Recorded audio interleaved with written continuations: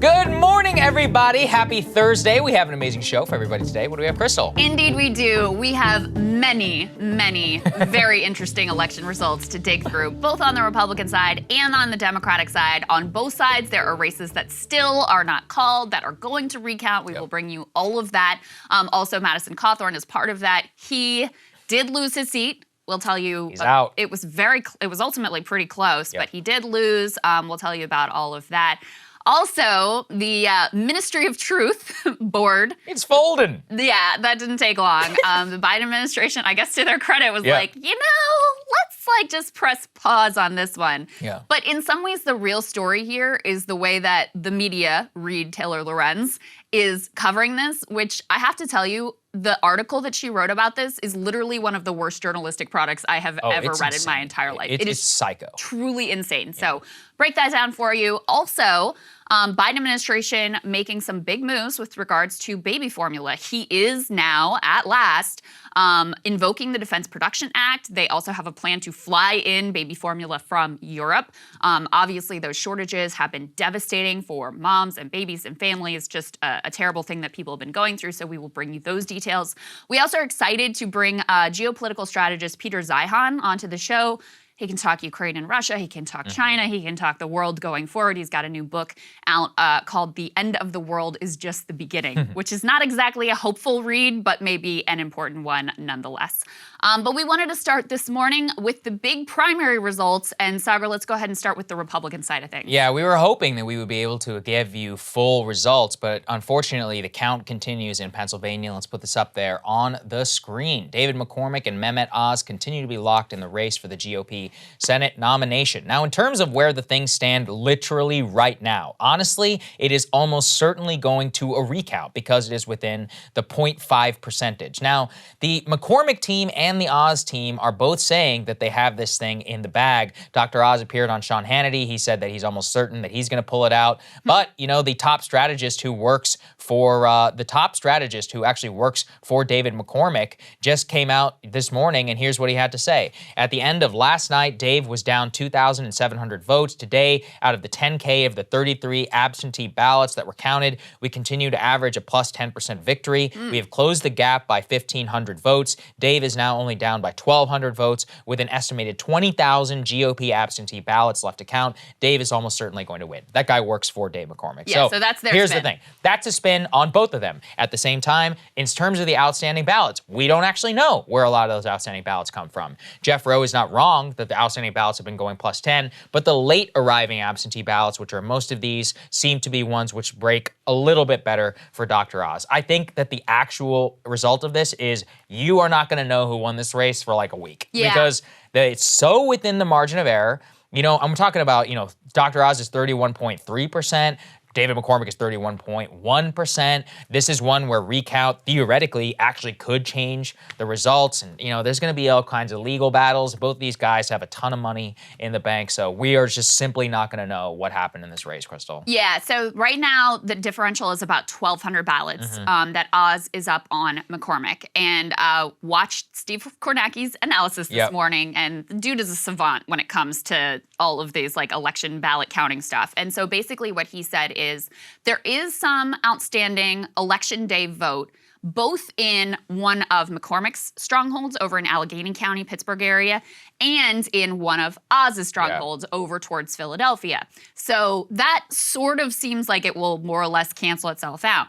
The big question is, according to Kornacki, there's probably about 15,000 absentee mail-in ballots left to count.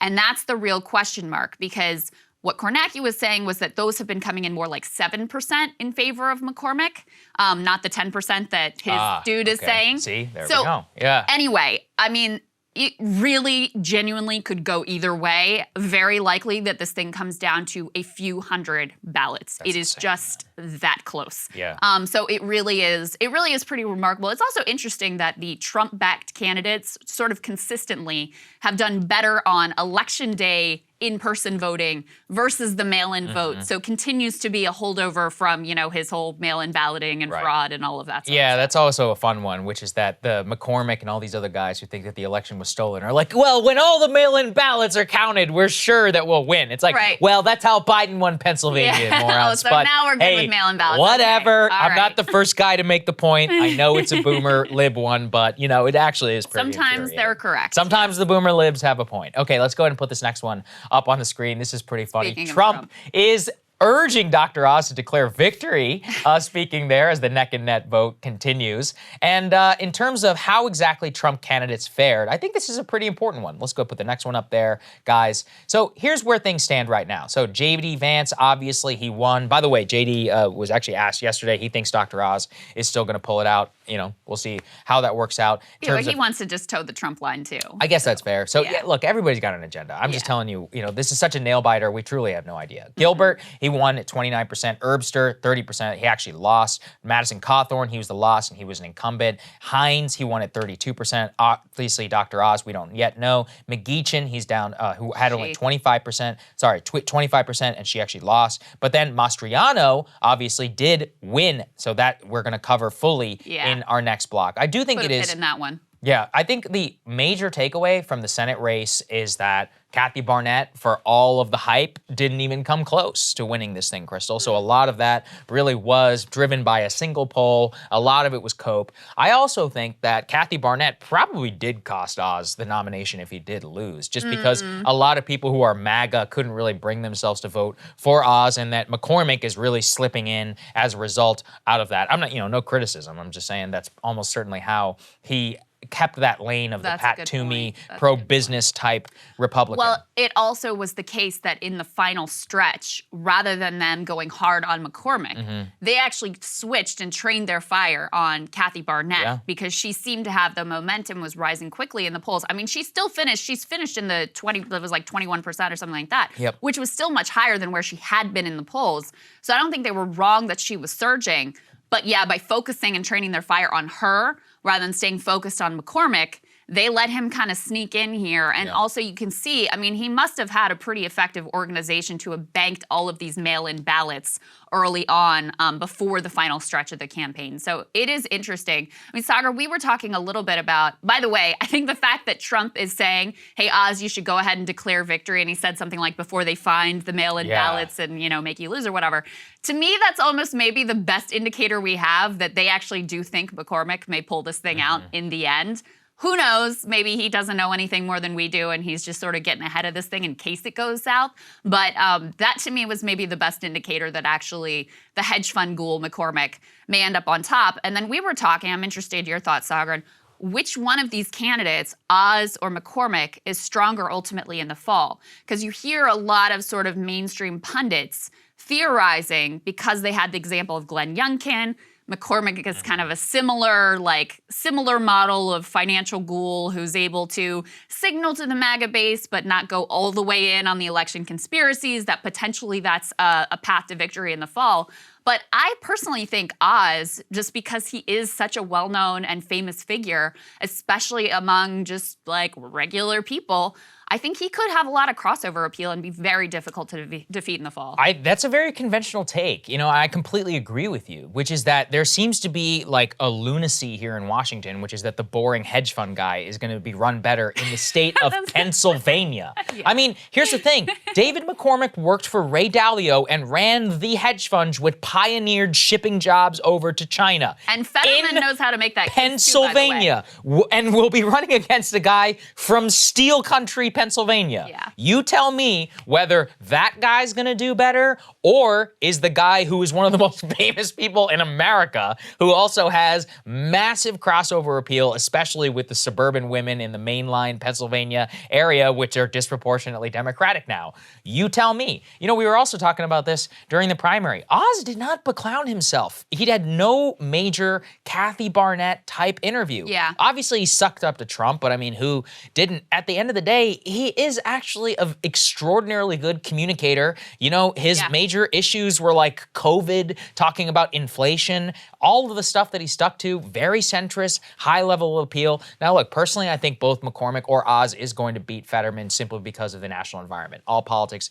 is national. Candidate quality matters, but relatively on the margins, and I don't think that margin can be overcome. But I do think that Dr. Oz is a safer bet. And I think ultimately what sunk him in this primary is really the demands of the MAGA base in order to have higher standards than they have for Donald Trump. Right. That's the part I don't understand. They're like, Oz used to be pro-choice, so is Trump. Oz is pro-gay, so is Trump. Oz used to be a liberal and hang out with Barack Obama. Trump literally donated to Hillary Clinton and was friends with the Clintons. What, at their wedding? At the wedding.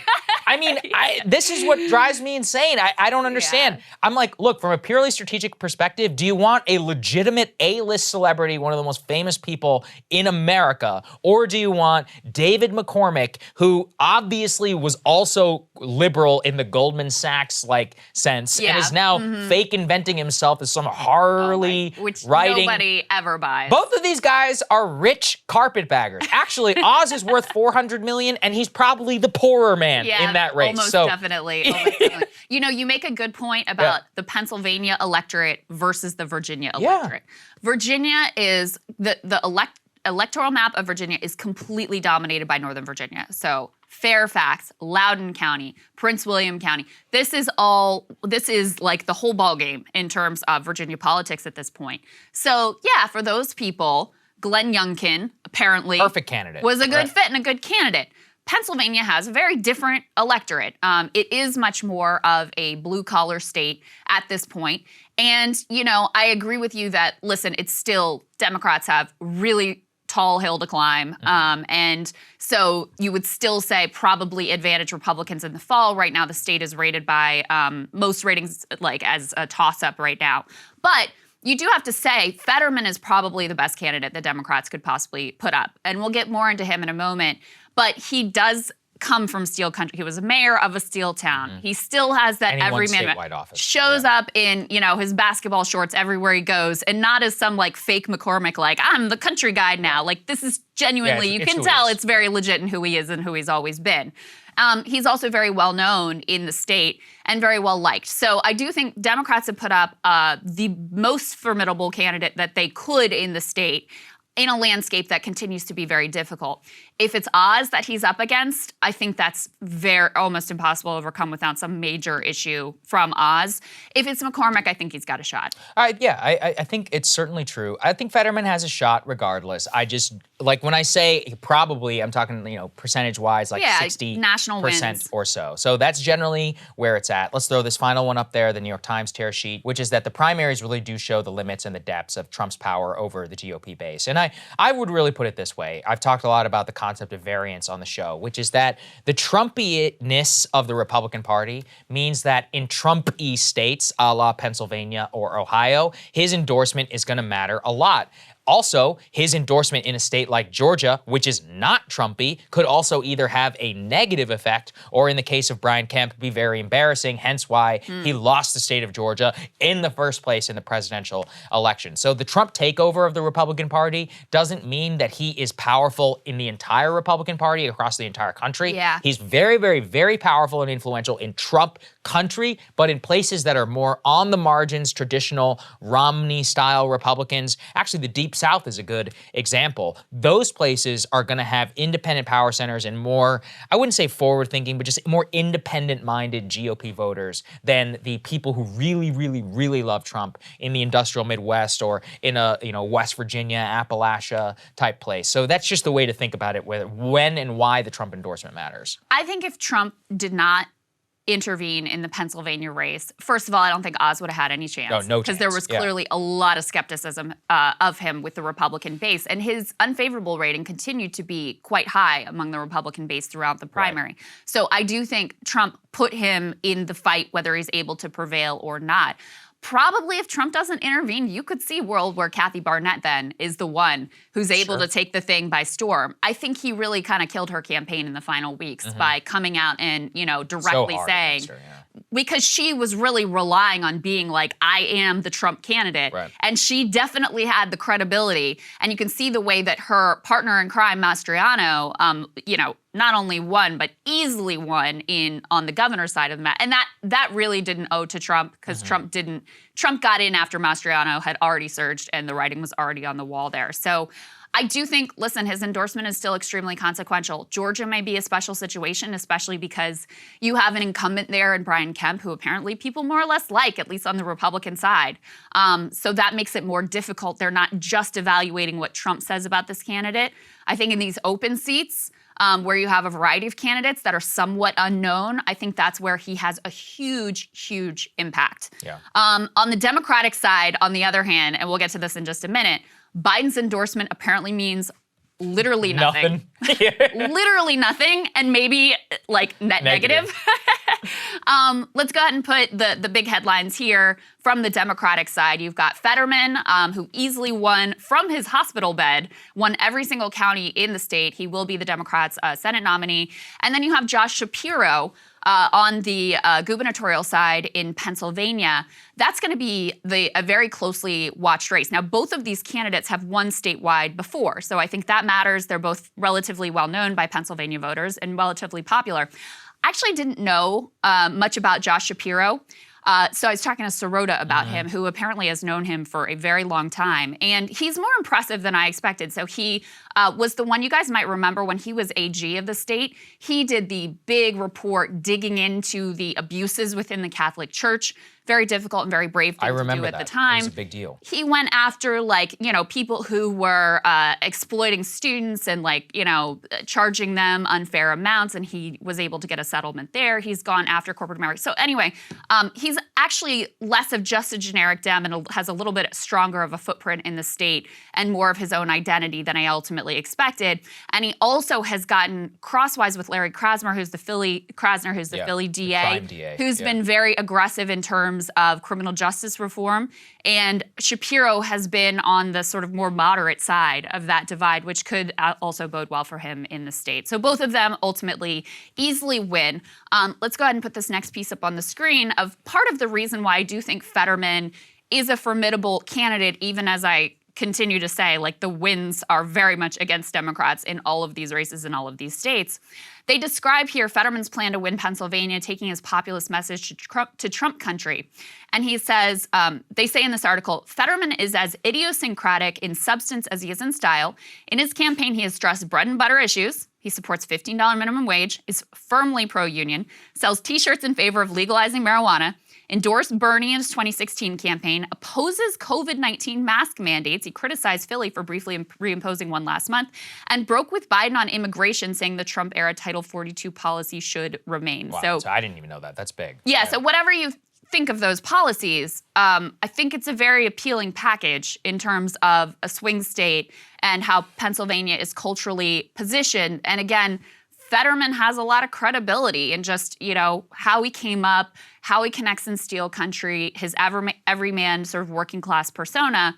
So again, I think it's tough, regardless of whether McCormick or Oz ends up as the Republican nominee. But I do think Democrats have put their best possible candidate in the race. I also have to say here, Saagar. Yeah. Connor Lamb, Congressman, yes. About to be former Congressman, former Connor Lamb. Congressman almost.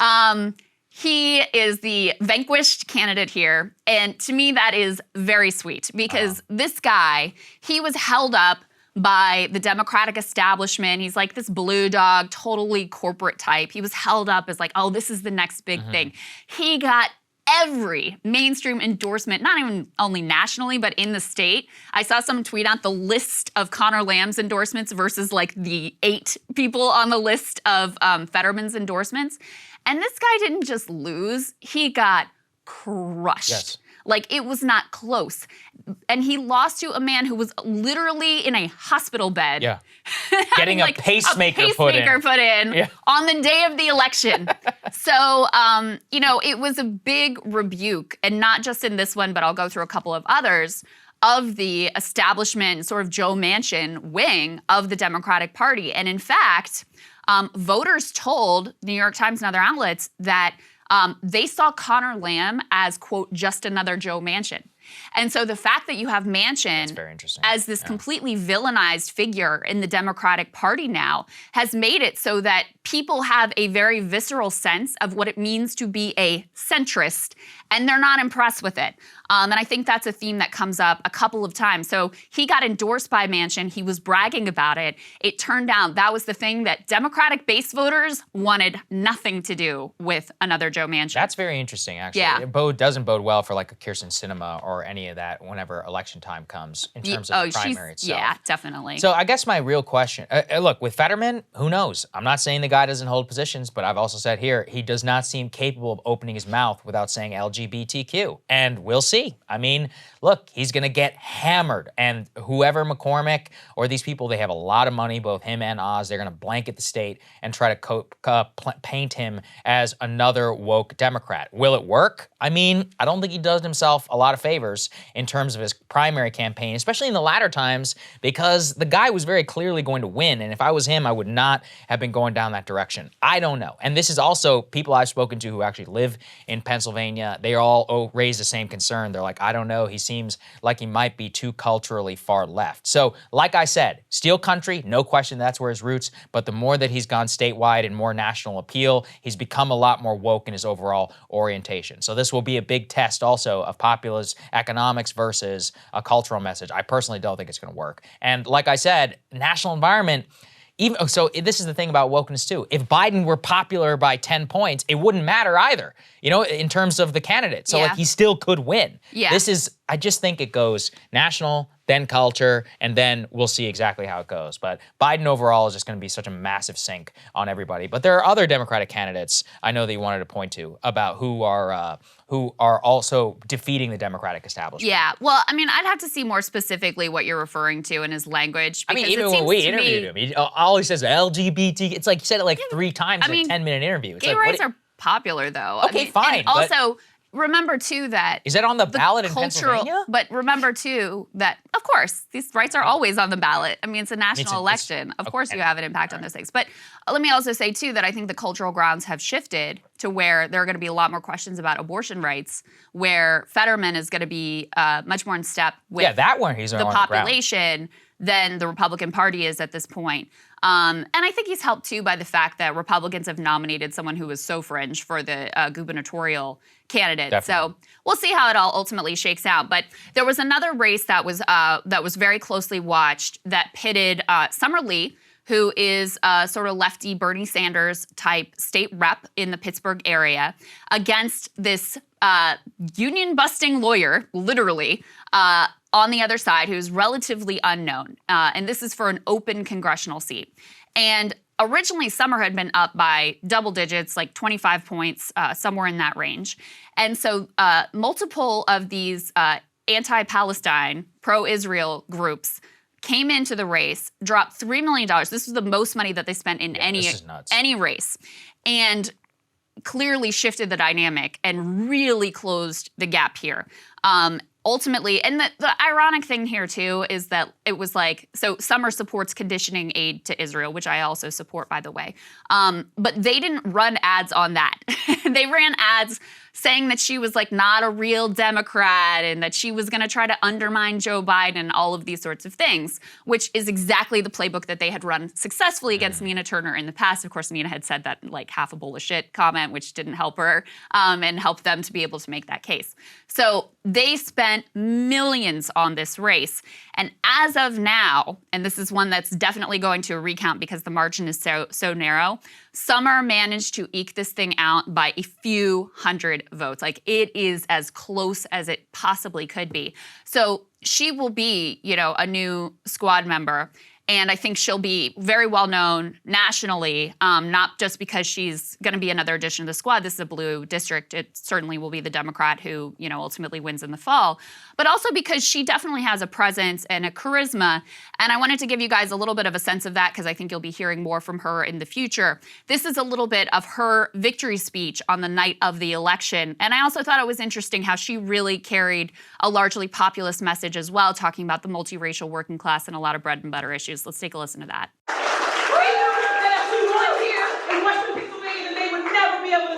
That we can't win on a battle for poor and working class people. That we can't say that we can't win on clean air and clean water. That we can't win on Medicare for everybody. That we can't win on a quality education for every single child. They can't say that black women can't win. Period.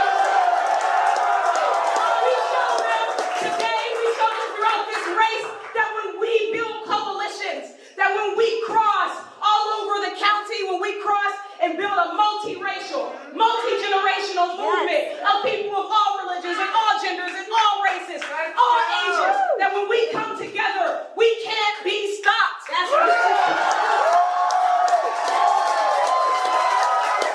I want to say thank you to each and every one of you, no matter why you vote, every single vote counted in this race. And we will say that every vote matters. That when we show up, that we're going to knock one more door because every vote matters in this race. Mattered in this race.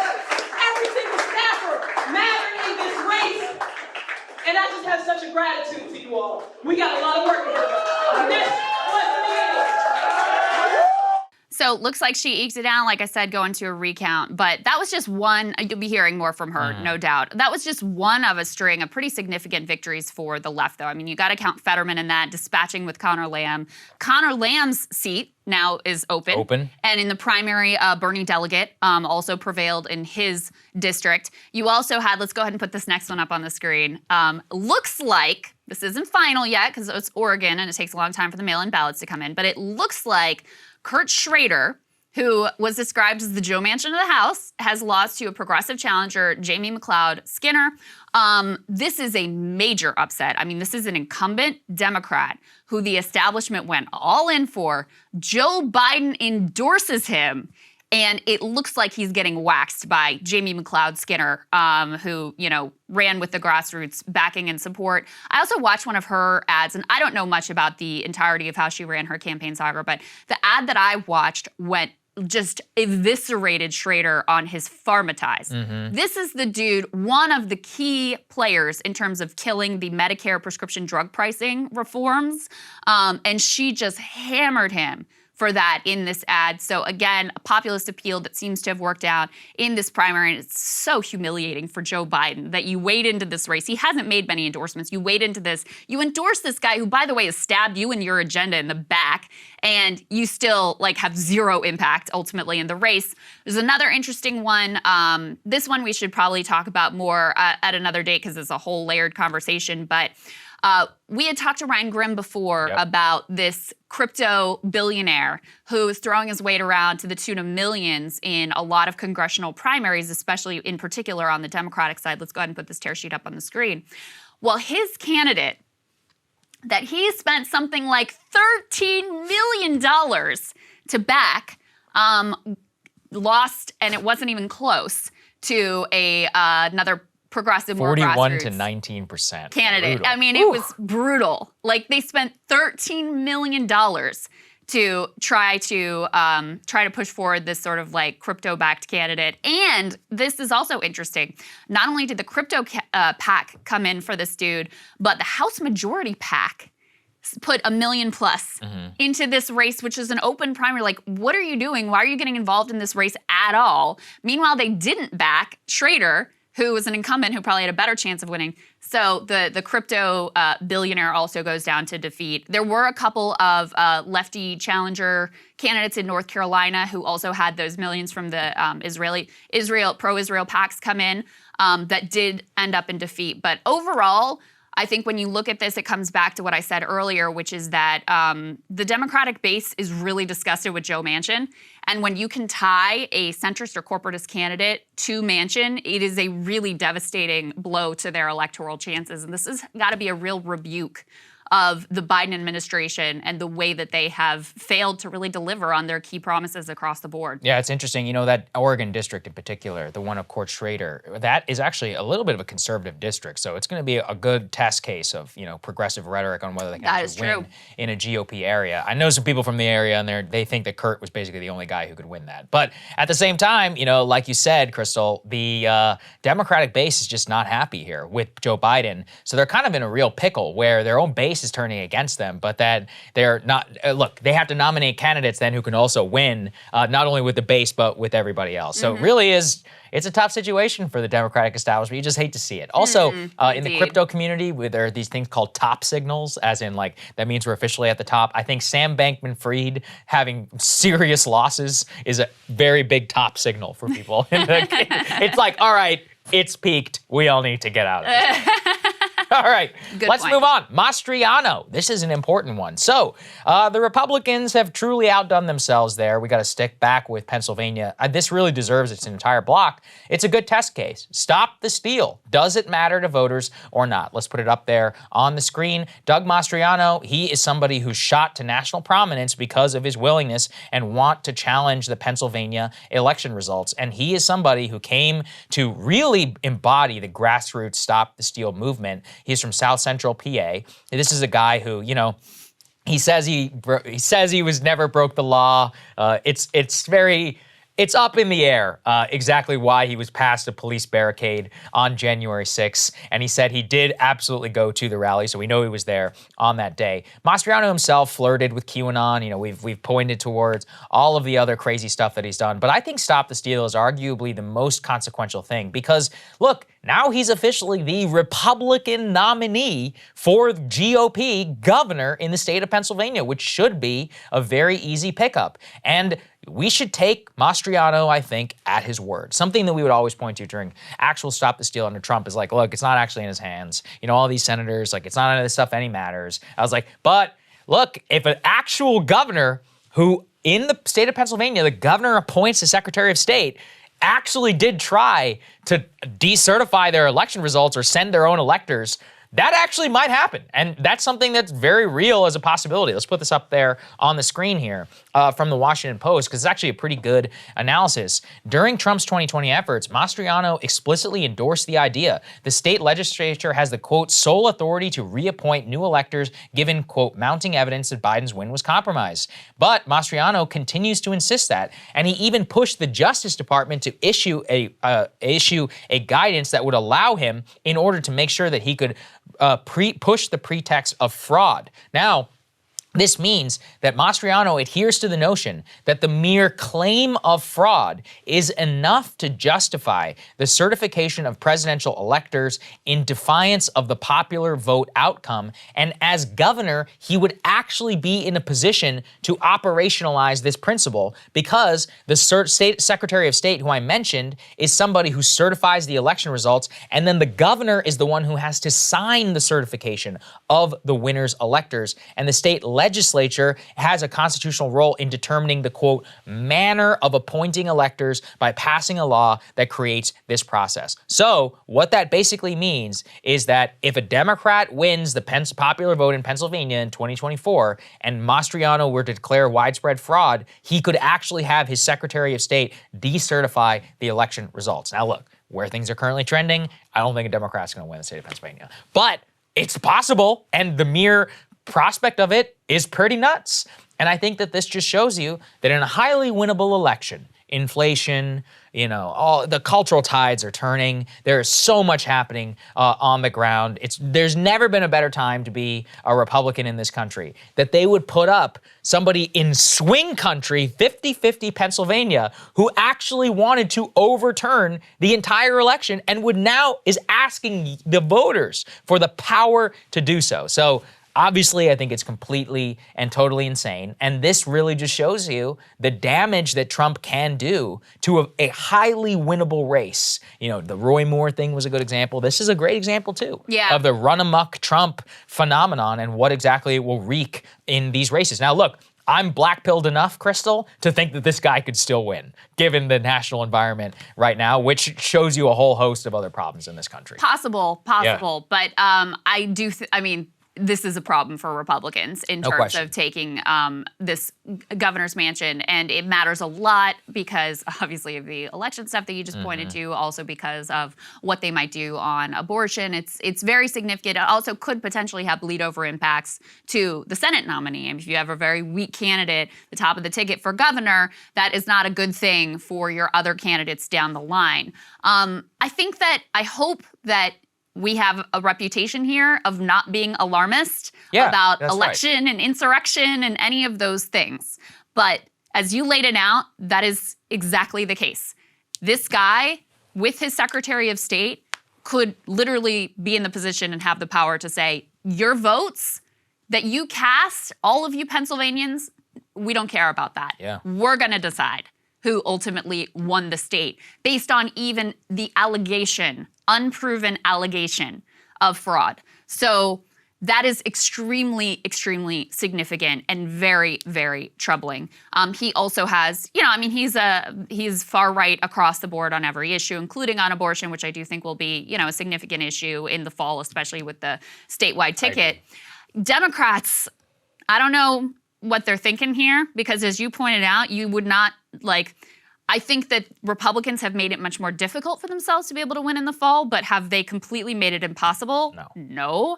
And Democrats helped to engineer Mastriano's win. Go ahead and put this up on the screen. Now, he may have won anyway because ultimately this race was not close. But according to Politico, Mastriano's rise can be partly attributed to Democrats. They viewed him as the easiest Republican to defeat in the general. And so the state Democratic Party sent out mailers boosting him, helping him rise above other GOP candidates, including former Representative Lou Barletta. So Democrats wanted to run against this candidate. Now, I want you to think about their rhetoric about the sort of existential stakes of people like this holding power. And yet, out of hubris, they helped to make this person closer to holding this position. How did it work out with Trump? Yeah. How did that work out with Trump? Now, it has worked out in the past in some instances. Claire McCaskill famously helped to get Todd Akin the nomination. So, listen, they have pulled this maneuver successfully in the past, but they are playing with fire here. And I think it is an incredibly dangerous and foolish thing that they have done to prop up this candidate. Now, again, he won by such a margin. I don't know that the Democrats were the ones that made the difference here, but they were a part of giving him the funds when he didn't have the funds, frankly, to get him to a broader audience and cause his rise. Look, Krystal, I just checked. The average gas price right now in Pennsylvania is $4.76 a gallon. That's pretty high. Let's say election day, it's $5.50. You really think that Doug Mastriano still can't win? I do. I mean, I think that all he has to say is Joe Biden has made the gas price too high and I'm going to do something about it. And if you make things existential enough, per your point about existential politics, well, the Republicans can talk about existential food and gas inflation, which I'm not saying they're going to do anything about it, but Pennsylvania, frat country, there's a lot of there on the line as well. All they have to do is at least talk in the election, and that seems like a pretty winnable race to me. And there's a byproduct of that, which, look, like you said, they elevated somebody who legitimately believes this. So if he does win, come November, Democrats will have had a part in that. And I think that's nuts. It's completely insane. I look at this guy. Completely insane. And like you said, I want to reiterate this because I already know the Trump trolls won't care. But for those of you who are on the fence, you ever hear about the January 6th committee on this show? You ever hear about some stupid-ass text messages or whatever? Not talking about Ginny Thomas, about some of the other ones. Do you ever hear about constant, the Justice Department? Listen, in terms of all that stuff, we focus as much as we can on the FBI, on the DHS, on, fomenting division. But this is serious. Like, if you have a person who's going to be the governor in a swing state who legitimately wants to decertify the election results, and I think we are willing to call it out when it is the most insane and an actual threat to democracy. And part of my criticism of the media and a lot of people in the Democrats is that they overuse that language and don't say it and cover it when it really matters. Here, I think it matters a lot. And frankly, I think this is an existential threat to the actual integrity of the Pennsylvania vote. So, it's very bad. You're playing with fire here. You're basically trying to tee up a constitutional crisis and not like fake, hair on fire every night on cable. Like, this is a real serious problem. And never underestimate the ability of Democrats to take something that should be winnable and completely shoot themselves in the face, the foot, and everywhere else. So watch this one. We will keep a close eye on this one ultimately. Okay, let's go to the next one. Another one that we wanted to give its own special space is Madison Cawthorn, notorious, I would say, Republican congressman, very young man who kind of came out of nowhere, won this congressional district seat. Wasn't he the youngest ever elected congressman? At the time he was. Really seemed like he was this big up-and-coming star and had sort of, repeated problems time after time after time. We didn't cover all of them here. Frankly, not all of them rose to the occasion of being worthy of coverage, but just to give you a sort of list, the first thing that really sparked the ire of the establishment was when he sort of casually floated that he'd been invited to orgies and that he'd seen people doing cocaine. Do I think that there could be orgies and cocaine use happening in this town? Yes. Was he willing to name names? No. He quickly got very uncomfortable when he was pressed on this, and it very clearly looked like he just made it up to make himself look like, I'm this make himself look cooler than crusader. He is. Exactly. So that happened. Then you had multiple instances where he's driving with a suspended license. You had 2 instances where he brings a gun to the airport. Then you started having people who clearly had previously been aides or friends leaking all sorts of things. A picture of him wearing women's lingerie after he's positioned himself as this manly male. Whatever, do whatever you want in your free time. I really don't care. There was a nude video that was leaked that also was I don't really care. Anyway, there was a lot going on there ultimately. Go ahead and put this tear sheet up on the screen. So he did end up losing in the primary. It was very close. And his opponent, a state senator named Chuck Edwards, he really had the backing of a lot of establishment Republicans in the state, including Senator Thom Tillis. And ultimately, all of the things that had come out about Madison Cawthorn, I think basically convinced the Republicans in that district that this guy's just not really up to the task of serving as congressman right now. We're going to go in a different direction. Washington Post had a long piece on sort of inside the GOP campaign to take down Madison Cawthorn. Go ahead and put this up on the screen. They say the 26-year-old congressman has, in his few years in politics, sparked public outrage with his support for former President Donald Trump's efforts to overturn the 2020 election, inflammatory speeches, repeated driving and gun infractions, and even a nude video. But his falling out, and this is really interesting, his falling out with top Republicans in North Carolina and Washington also arose from more humdrum blunders, such as neglecting constituent services and insulting party elders, according to GOP officials and operatives in the state. If you go on and read this piece, it becomes very clear that really, all of the, outlandish things that were reported about Madison, all that stuff, really the thing that did him in was the fact that he wasn't nice enough to Thom Tillis and other senior Republican figures. They didn't really care about the election stuff. Yes. They've got a bunch of members of Congress who are doing that sort of nonsense. They didn't care about any of his violations of the law or any of that. They didn't like that he didn't bend the knee to them. And I don't want to make him say I'm good with Madison Cawthorn losing. This guy was ridiculous. His politics are extreme. He's clearly an unserious person in terms of being in there and actually standing for anything other than his own self-aggrandizement and Instagram presence.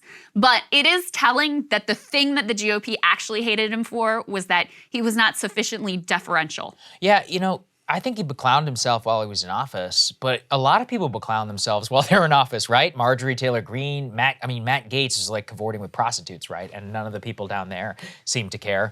It's very strange why exactly they singled him out and decided to just make sure that he was completely gonna get out of there. I mean, you have a lot of crazy members of Congress. You have people who are going to like white nationalist rallies and people don't seem to care. But somehow this guy really got under their skin. So it's one of those where, you know, it's kind of like Iran-Iraq war. It's like, I wish both sides the best of luck. Yeah, I do feel that way. But, you know, you see what's happening, and I guess the establishment does still have quite a bit of power. At the same time, I mean, Trump did endorse him. He became very close to actually winning the race. Yeah, it was narrow. It was incredibly narrow. Who knows? You know, he might come back in 2026, and he definitely probably could win, it seems.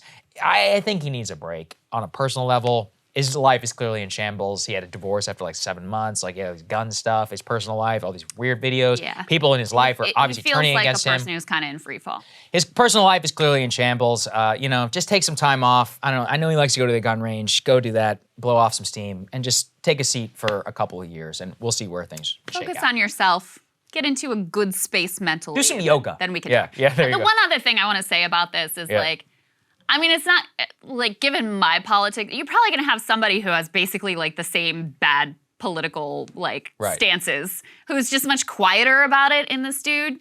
From my view, that's not necessarily a net gain because I mean, Madison was very loud and obnoxious about his bad politics, and in some ways that's kind of useful if you're someone who opposes that. That's a good point. I'll just throw that out there. Okay, let's go to the next one. This is a very important story. So this is the DHS Secretary, or the DHS Ministry of Truth. Now, there are two sides to this story. Both the fact and the headline is it's shutting down. So that's good news for all of us. What's the official name? But the Misinformation Governance Board? Disinformation Governance Board, also known as the Ministry of Truth. Here's what's interesting, though. Here's how the Washington Post reported it. Let's put this up there on the screen. Taylor Lorenz, of course, is the one who got the scoop. She says how the Biden administration let right-wing attacks derail its disinformation efforts. A quote-unquote pause of the DHS newly created board comes after its head, Nina Jankowicz, was the victim of coordinated online attacks as the administration struggled to respond. As you said at the top of our show, what the hell is going on at the Washington Post? The clear headline news of this is Biden administration, quote unquote, pausing, aka shutting down the Disinformation Governance Board as a result of public outcry. Just say that. You can even characterize it as a bad faith right-wing attack in your copy if you want to. Why is it I don't support that. Look, I'm saying by the Washington Post standards. Yeah. I'm not saying I don't think it's accurate. That's my issue, is it's just not even factually accurate. Yeah. Yes, there was a lot of right-wing criticism of her. There was also left-wing criticism of this thing. There was also civil libertarian and civil liberties groups that criticized this board. So to just say, oh, this is a right-wing smear, that's not even accurate. Yeah. Like, if you're just going by the facts and you're supposed to be reporting the news. Well, I mean, a lot of people had concerns over this. And, you know, I mean, at this day, you know, even saying free speech is apparently coded right-wing. But I'm saying even within their twisted framework, this is a terrible story. Yes. So the background of all of this, obviously, Nina Jankowicz, she worked with the Wilson Board. I played that cringeworthy, that cringeworthy video of her, you know, singing Mary Poppins about disinformation and how it's quite atrocious. So bad. It's one of the worst, most cringeworthy videos I've ever seen. As I said, as a former theater kid, we need to see theater kids mugged by reality.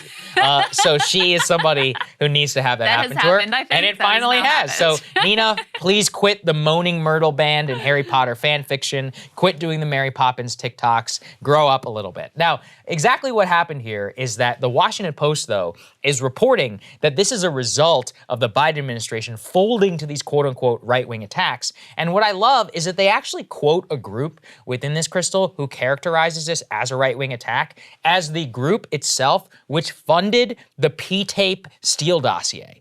So I'm like, you are literally quoting a group which funded and pushed official disinformation and quoting it and saying that this is a result of a right-wing attack against the so-called disinformation board. Just call this what it is. It's a censorship board. You want establishment, liberal point of views to dominate in the United States government and on technology platforms and to control the flow of information because you don't trust citizens to make up their minds. But they can't just come out right and say that, so they have to frame it as like, oh, we have all these concerns, and we've played all those videos before where she's like, it's actually liberals who are the ones who get censored. And it's like, no, as we said, it's not liberals, it's leftists, to the extent that anybody on the left gets censored whatsoever. And actually, it's mainly dissident voices, left and right, who are always the ones who are being kept out of here. So I just think it shows you very clearly that the press is on the side of the Disinformation Governance Board because they don't believe in parsing that, and they actually have an official point of view, as Taylor Lorenz does, that she wants to dominate on the internet. So there's a lot of troubling things that are happening with this, but God bless, I'm glad it's gone. There is so much to say about this article. First of all, she doesn't even mention the fact that one of the primary issues that people took with Nina Jankowicz is that she herself was a purveyor of significant misinformation, including buying into the whole it's the Hunter laptop story is just like Russian disinformation. So that's number one. Number two, she goes to great lengths to try to convince the audience in this piece that these were coordinated attacks. And I think that language is very intentional, because if it's a coordinated attack, that sounds really nefarious. Then you start thinking about bot farms and, this is some this is some underhanded, dirty trick to take down a good woman. When in reality, even what she tracks here is just there was a big account that posted something critical of the board and of Jankowicz. It struck a nerve, and people did what they do on Twitter, and they talked about it. That's not a coordinated attack. That's just how Twitter works. And if you didn't expect that you would be mocked for your, cringe Mary Poppins video, I don't know what world you're ultimately living in. You could also, there's the dishonesty of just framing this as coming from the right, which, listen, a lot of it came from the right, but it was not exclusively from the right. That also is very dishonest within this piece. And then the issue that I consistently have with Taylor Lorenz is, you know what? If you want to write this as an opinion piece, fine. I don't agree with it. Yes. You're entitled to your perspective. This is framed as a news article. It is based in zero facts. It is pure propaganda. And she tries to convince people that there was this coordinated plot which did not exist. So that is really, really disingenuous. And to the point of the pieces that she leaves out, go ahead and put this New York Post piece up on the screen, which, New York Post was actually way more honest here in their portrayal. They say that Biden puts disinfo Mary Poppins on ice, which is funny.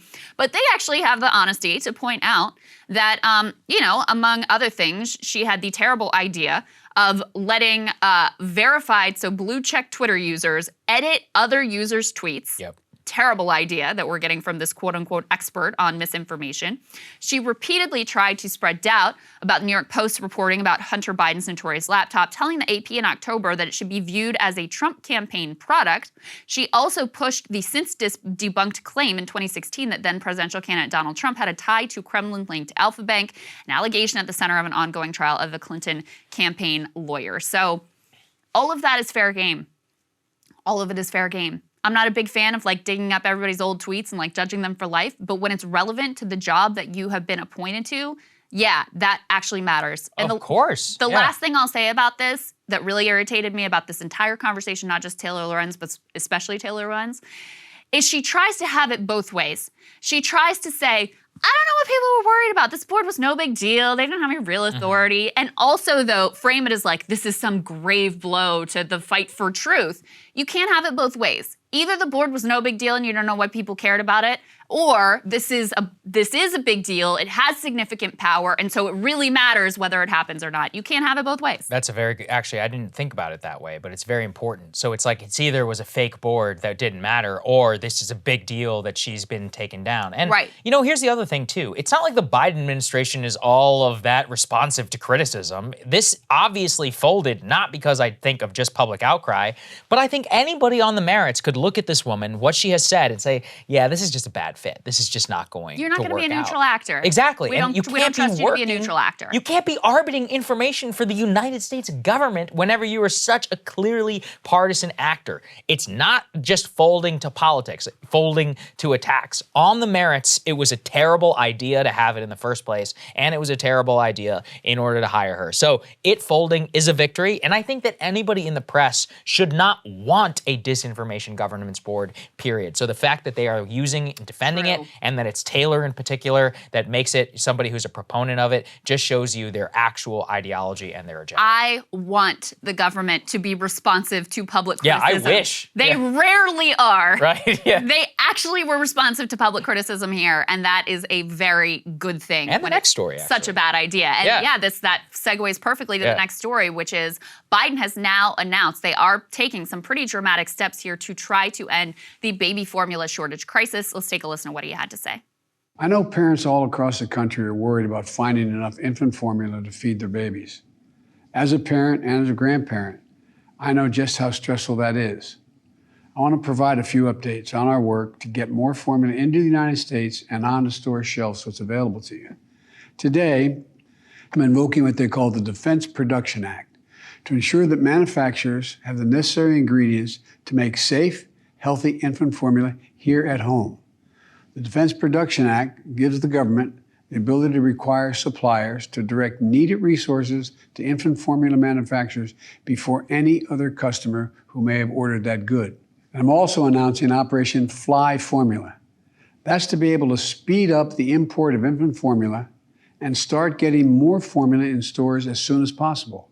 I've directed the Department of Defense and the Department of Health and Human Services to send aircraft, planes overseas to pick up infant formula that meets U.S. health and safety standards so we can get it on the store shelves faster.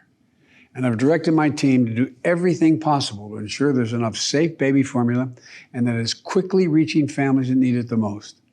This is one of my top priorities, and I'll continue to keep you updated on our progress. So two big things there, just to summarize. Defense Production Act, to make sure that the ingredients are available. Long overdue. Glad to see they're doing it now. And flying in formula from Europe. Also long overdue. Glad to see they're doing it now. Shows you what the government can do when they actually want to. Yeah, I mean, look, better late than never. That's exactly what I wanted to see happen. I think that's exactly what I said on our show on Monday. I was like, invoke the DPA and go to Europe and fly, using military planes, fly it over here and give it away to parents. Great. Thank you very much, President Biden. Now do the same thing on gas and on food. That's my only ask. I guess this one is just so discreet and so outrageous. Like the idea of parents of tiny little toddlers, especially ones who are working moms. Actually, that was one. This made me so upset, which is that you have these moms who don't actually have a lot of maternity leave. Yeah. So they have to wean their kids off at a very early stage, like 8 weeks or something like that. They literally have to use baby formula. They don't have a choice. Because they have to go back to work. We have zero guaranteed days of paid maternity leave in this country, alone among developed nations. Zero. So if you're a working mom, you got to go back to work immediately. They literally have to go back. So what are they supposed to do? What are you going to do? Yeah. I mean, there are many women who want to breastfeed and are unable to. There are many women who are working and it does not work in their schedule whatsoever. There are people who adopt babies. Don't know if you know about that. There are gay couples who adopt babies. I mean, there are so many reasons why people need formula and why infants need formula. And this was the other thing that really upset me is the mom shaming that was going on here too. Of you could just give them the natural product. Shut the F up. That really made me lose my cool. Knowing how difficult and what a strain this can put on families ultimately. But, the other piece of this, Saagar, is Abbott, which had the recall. Yep. And there are only 4 manufacturers of baby formula produce about 90% of the country's supply. So you take one of those offline, it is a big deal. So that's part of the problem here. The FDA has apparently come to some agreement with them to address the safety concerns, but that's probably still going to take months to get that plant and facility back online.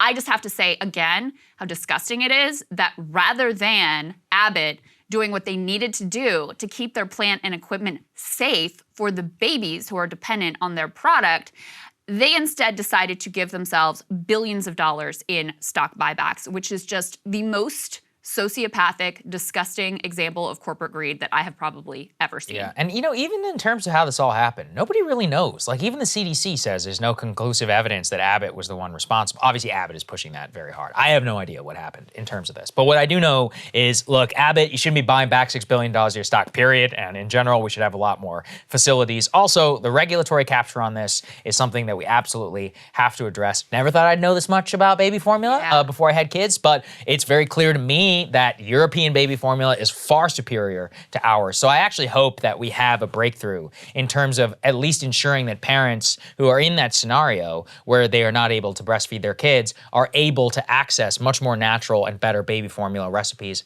on the commercial market, which basically don't exist here. That's another, this is a very good view into how much of our food supply chain is tainted by these major monopolies and by these, who asked and made it? Did you vote that all baby formulas in America have to have plant-based soy additives? Why is that? No, there's no good explanation, except for the fact that there's a big lobby and that these companies have actually used an intense amount of their lobbying power to make sure that European natural milk protein baby formula is not available here. There's also apparently a goat milk alternative, which is very good.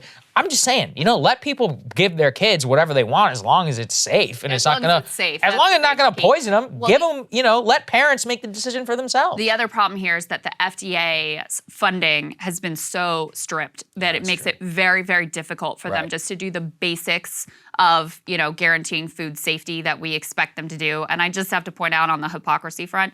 So they put up, they want to vote on awarding $28 million additionally to the FDA so that they can beef up their regulatory ability. And Republicans say they are going to vote against it. Of course. So it's like, they're out there raising hell about this. Good, it's deserved. But and they're pointing fingers directly at the FDA. I mean, that's been the locus of a lot of the Republican criticism. And for pharma, too. And then there's like, okay, so let's do something about it. Like, nah. Yeah, I mean, look, this is always the issue. Yeah. And actually, I do want to say this. So producer James, during the show, went ahead and checked. There are 2 bills on the floor in order to pump money into the Baby Formula Supplementation Appropriations Act. Okay. 192 Republicans voted against it. 4 Republicans and 1 Democrat did not vote. 12 Republicans did buck the House GOP leadership and voted for the bill. So you've got Don Bacon, Brian Fitzpatrick, Anthony Gonzalez, Trey Hollingsworth, John Kotko, Adam Kinzinger, David McKinley, Tom Rice, Chris Smith, Michael Turner, Fred Upton, and Ann Wagner. Now, that was one bill. There is a second bill also, the Access to Baby Formula Act, which passed by a vote for 414 to 9. So I think that's a different and a separate one, but they did pass the $28 million in funding there. But I do think that it is very important to show you that there were a lot of Republican talking points at the time of the $40 billion to Ukraine, which I oppose and which I'm doing an entire monologue on, but who said we can't even give baby formula to our kids. But then when they actually can vote to give baby formula to kids, most of them don't even vote for it. So, and the ones you named were not the people who were levying. No, they're not. They were Marjorie like Taylor more Greene. centrist. Yeah, Marjorie is the one who said that. And I even said, okay, Marjorie, let's vote for it. Let's do it. So there you go. All right. Anyway. All right, Saagar, let's get to your monologue then. What are you looking at? Here we go. Well, as I've covered here extensively, Finland and Sweden have both officially submitted a joint bid to NATO yesterday in a seismic geopolitical move that will likely have ramifications for decades to come. Finnish and Swedish entry into NATO was not even thinkable 4 months ago. The majorities of both populations did not even want the move. Obviously, what's changed here? The Russian invasion of Ukraine. It has spurred both Finland and Sweden to try and join NATO, with Switzerland also even considering breaking its centuries-long commitment to neutrality and considering NATO application as well. But of course, a hidden part of the debate is this. Finland and Sweden have no right to join NATO. Nobody has a right to decide that we have to go to nuclear war for them. That responsibility is up to us. And it's a sacred one that we considered holy during the foundation of NATO itself when we extended that protection only to our closest and most strategic allies during the Cold War. That extension came with conditions which after the fall of the Soviet Union have just simply not been yet. A lot of this became political when Donald Trump began talking about this in 2016. But the story is basic and true. In 2014, all NATO alliance countries committed to spending at least 2% of their GDP on national defense. Of course, for decades, they basically refused to do that, especially the largest countries in Europe, like Germany and France, spending well under 2%, while they maintain their massive welfare states. And look, that's fine. You are welcome to do what you want. But to do so while the US is underwriting their entire existence, that seems pretty insane. And this has been the status quo in Europe for 30 years, the United States has cared more about the security of the European continent than the Europeans themselves. We have been underwriting tens of billions in weapons, defense, deployments for a sector of the world whose GDP and national affairs continues to have less and less impact on us and on the global economy every day. It's not 1910 anymore. Ask yourself at a basic level, is that fair? Is it just, or is it not? And then, of course, all of this is brushed under the rug during the Russian invasion of Ukraine. You have all of Europe, they're beating their chest. France and Germany and the UK, they're finally going to step up and actually fulfill their NATO obligations, spending the bare minimum of 2%. That's great, I guess, but the same fundamental dynamic remains today. Really consider this. To date, the United States has sent more money to Ukraine than it has to Israel and Egypt. When the Ukrainian aid package does pass the Senate, it will total nearly $50 billion. That is more than we have sent to any other country in total since 1946. Now, perhaps you say, yeah, Saagar, no shit. Russia invaded Ukraine, and we support Ukraine. I agree. I think the Ukrainian cause is just. I hope they win. But let's consider our nearly $50 billion in the context of what our supposed allies are coughing up. Let's review. The United Kingdom, which historically has been willing to spend more than their continental brothers, has not even broken $5 billion in total assistance to Ukraine. The entire European Union lags behind them. And then, in order, Poland, Germany, France, Canada, Italy, Norway, Sweden, Japan, and Estonia. The Estonia figure is actually most shocking to me, considering that they literally share a land border with Russia, and they have actually been conquered by Russia before. None of the other Baltic members of NATO even crack the top 12 in terms of donation.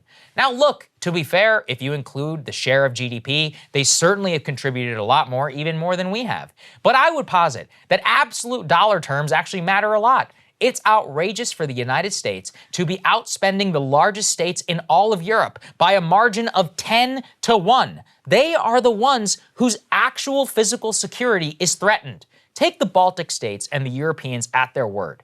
If they legitimately feel like supporting Ukraine, weakening Russia, and having a strong NATO is vital to deterring Russia, don't you think they would be spending a hell of a lot more on their national defense and on supporting Ukraine?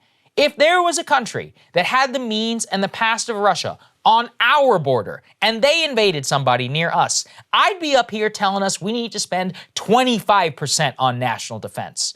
And yet, these people won't even spend 2% when their physical security is threatened, and when we foot the entire bill to actually support Ukraine, that when they're in need. They do it because they can.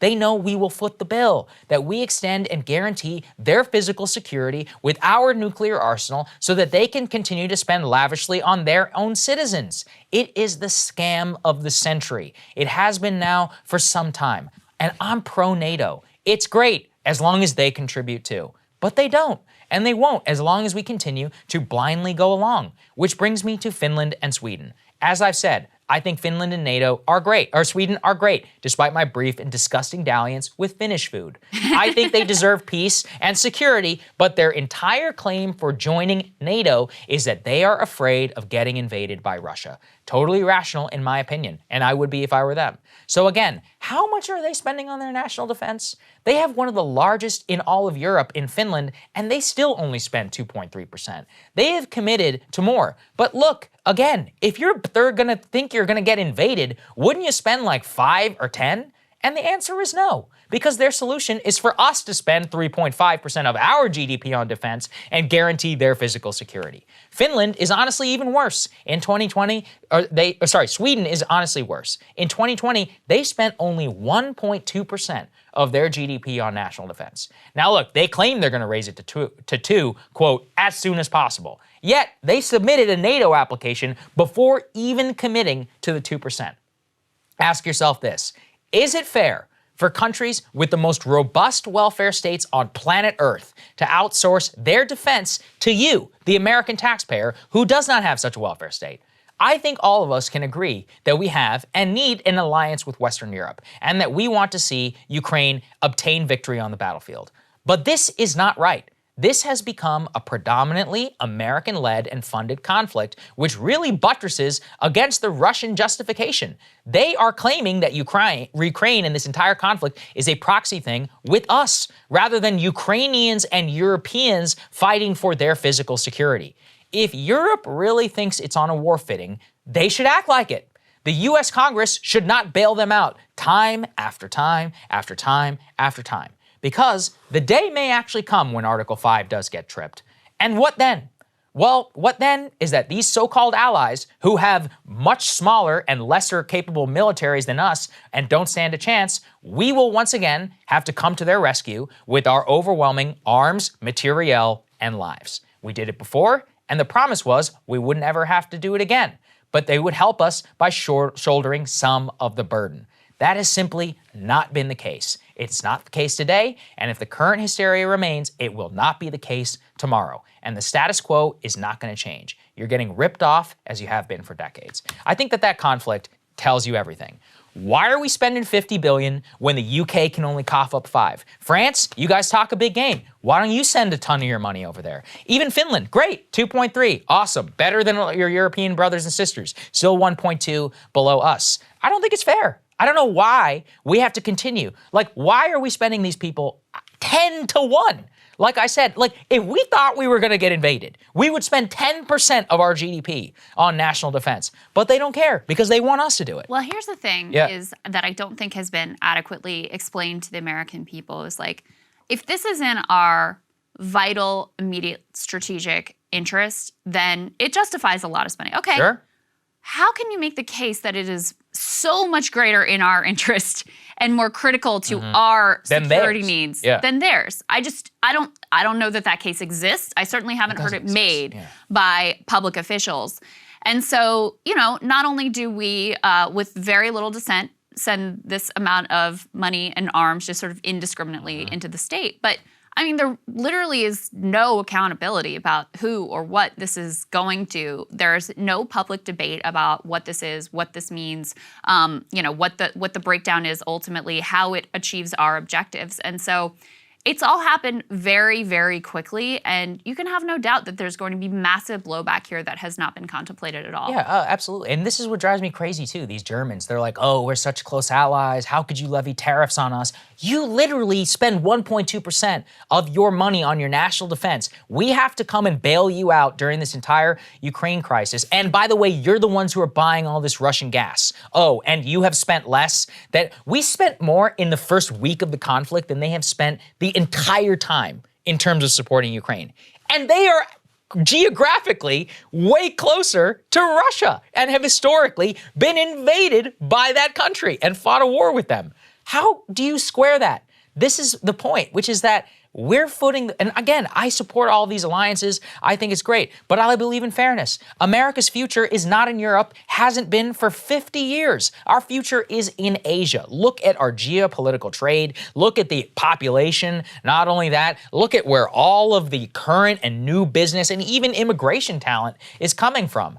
Our future should not be so tied in subsidizing the security of a continent that does not even want to secure itself. And like I said, look, welfare state, I think it's great. I think it's really cool that everybody in France and Germany and in the UK have healthcare. But guess what? Like, that is at the direct cost of our taxpayers. And I don't think that that's fair.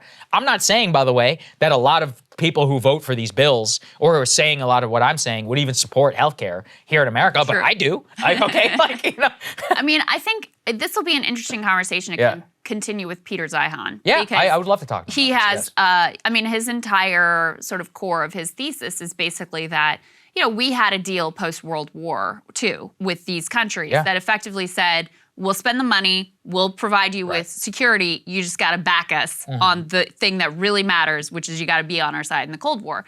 And that effectively, after the Cold War ended and the Berlin Wall fell, then it was, this same arrangement didn't really make sense. We were still spending the money and backstopping the security, but we didn't really we weren't getting anything out of the deal anymore. It's just a different landscape now. And so I'll be interested to hear what he has to say about this whole dynamic and how we've approached it. Definitely. Krystal, what are you taking a look at? Well, Dems fear an extinction level event That is the headline of a New York Times article describing what might be the ultimate showdown in Dem-on-Dem violence. Open civil war breaking out into the open thanks to the shameless power grab of one top Dem in leadership bigfooting a first-term black progressive. Now, this is a little bit of inside baseball, I confess, but trust me, the drama of it is well worth wading through the details here. So, New York has been working through lawsuits to arrive at a new post-2020 census congressional district map. And a tentative map has been released, which is likely to be finalized tomorrow. But already, all hell has broken loose within the New York congressional delegation and the National Democratic Party. No fewer than 5 pairs of incumbent Democrats have been drawn into the same districts, putting numerous incumbents on a direct collision course. Among them are Carolyn Maloney, who lives in the same district now as Jerry Nadler, Hakeem Jeffries, who lives in the same district now as Yvette Clarke, and progressive Jamal Bowman, who lives in the same district as progressive Mondaire Jones. Now, this is where things get really interesting, because although Jones lives in the same district now as Bowman, the overwhelming bulk of his current district pre-New Lines was drawn into a different district, New York 17. That's going to become really relevant. And in New York, there is no law that says you have to live in the district where you're running. So, seems like a no-brainer. Jones should run in the district that includes more than 75% of the district that he already represents. But there is a gigantic catch. The current chair of the Democratic Congressional Campaign Committee, the DCCC, Sean Patrick Maloney, the guy who's charged with raising the money, forging the strategy, and wrangling the endorsements to protect Democratic incumbents, he instantly announced that he's going to run in that New York 17 congressional district. This in spite of the fact that the bulk of Sean Patrick Maloney's current district is in a different newly drawn district where there is no incumbent. So why is he doing that? Because the New York 17 district is a few points more favorable to Democrats than the other district.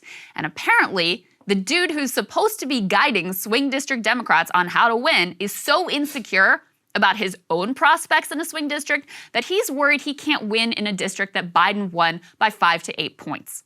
Maloney's move has already pissed off a bunch of people. Here is Politico.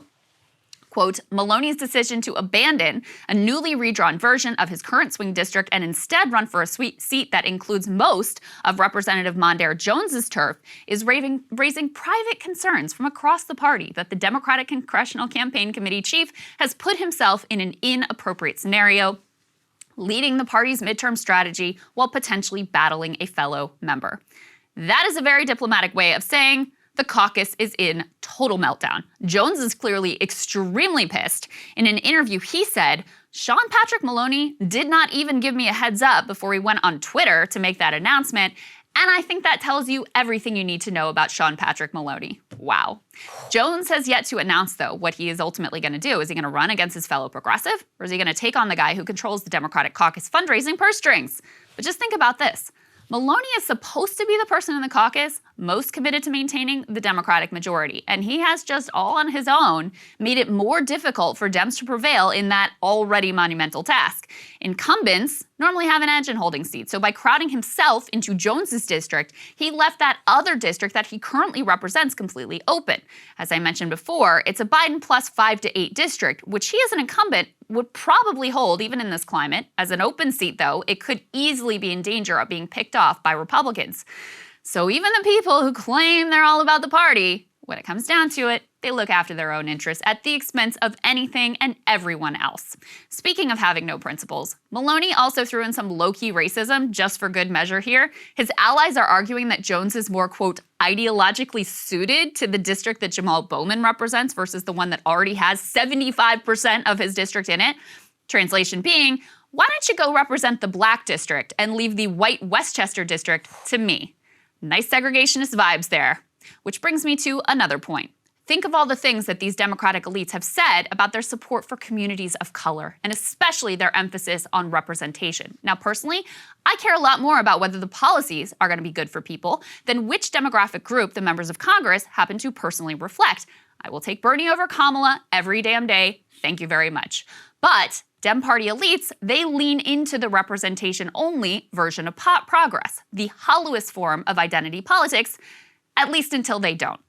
Imagine how much a white leftist would be smeared as racist for jumping into the district of a black corporatist. But Sean Patrick Maloney just made it much more likely that the caucus becomes less diverse because of him attempting to Bigfoot Mondaire Jones, who happens to be a black man. See, identity politics was all well and good until it came to their own power.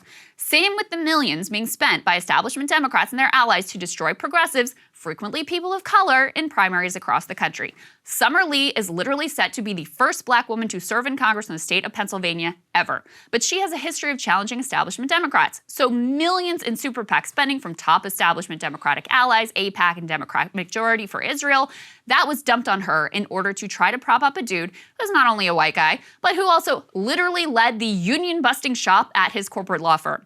Women of color Erica Davis, Nita Alam, and Jessica Cisneros have received similar treatment, as did Jamie McLeod Skinner, who is set to become Oregon's first LGBTQ congressperson. Joe Biden even waded into that race to endorse her white guy opponent.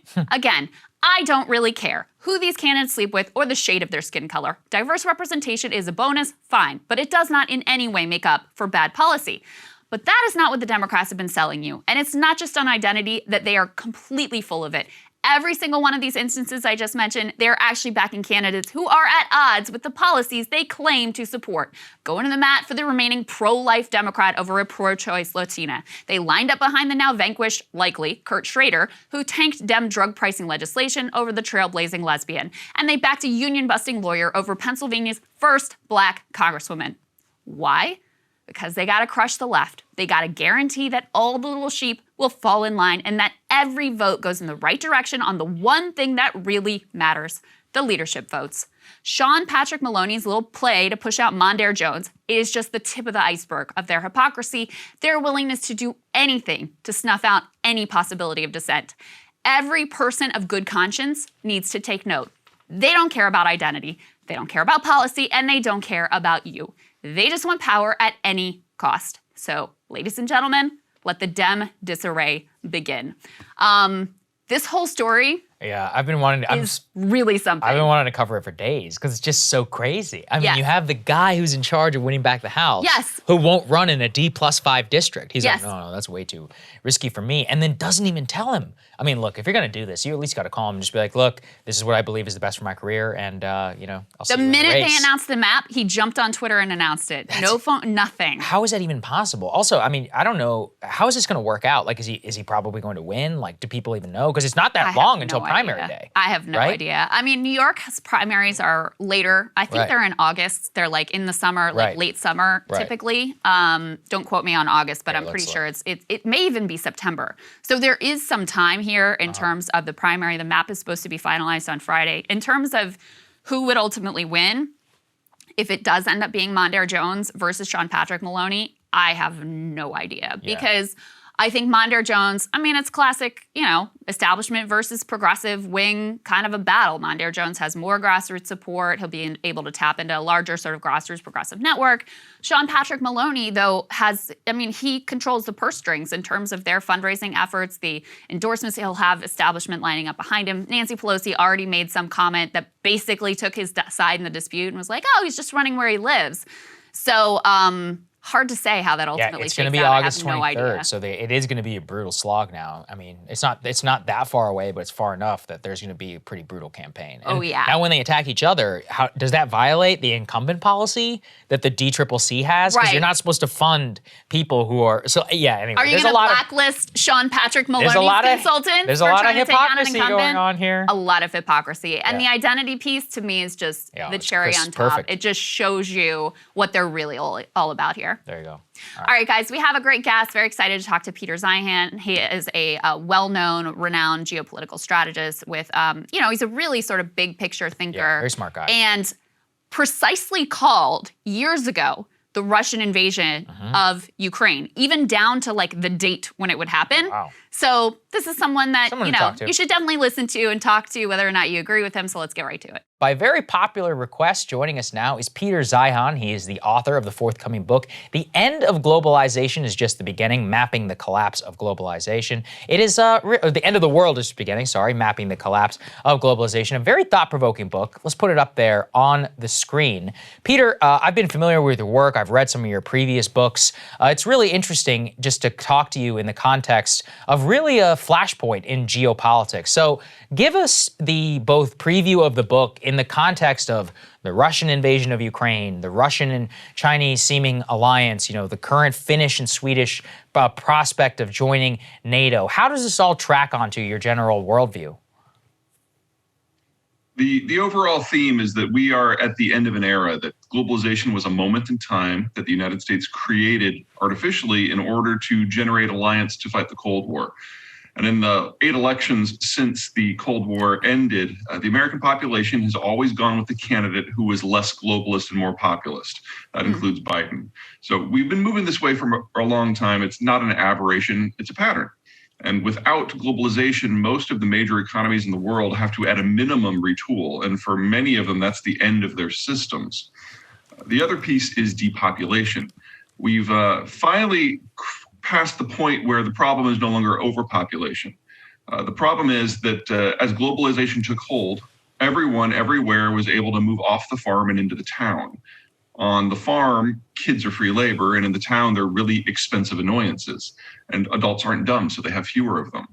You carry that out for 75 years, and you don't just run out of children, you run out of 20-somethings and 40-somethings. Most of the major countries of the world have now aged past the point of no return. And this was always going to be the decade where they moved into mass retirement. You play these things two together and the whole system starts to spin apart. The Ukraine war is a piece of that. Countries looking to attach themselves to a superior power is a piece of that. The evolution of China and Japan and Russia are pieces of that. And the whole point of the book is to show what happens on the backside in terms of the major economic sectors, whether it's transport or finance or agriculture. Let me ask you about one little piece of what you said there, which is you made the case that Biden is actually more populist and less globalist than Trump. What is your lay out your view of that? Because I think that would go against a lot of conventional wisdom. Oh, it certainly does. Everyone assumes that Trump, since he was the one who threw the fits and broke trade deals, is the one who's the more populist. And I don't mean to suggest that he wasn't. He certainly was. But what Biden has done is fundamentally different.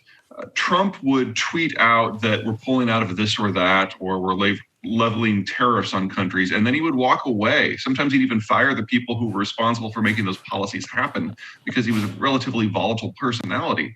Biden is coming in, and Biden is reinforcing every decision that Trump made on trade with actual code, with actual executive orders, with actual bureaucrats to enforce it.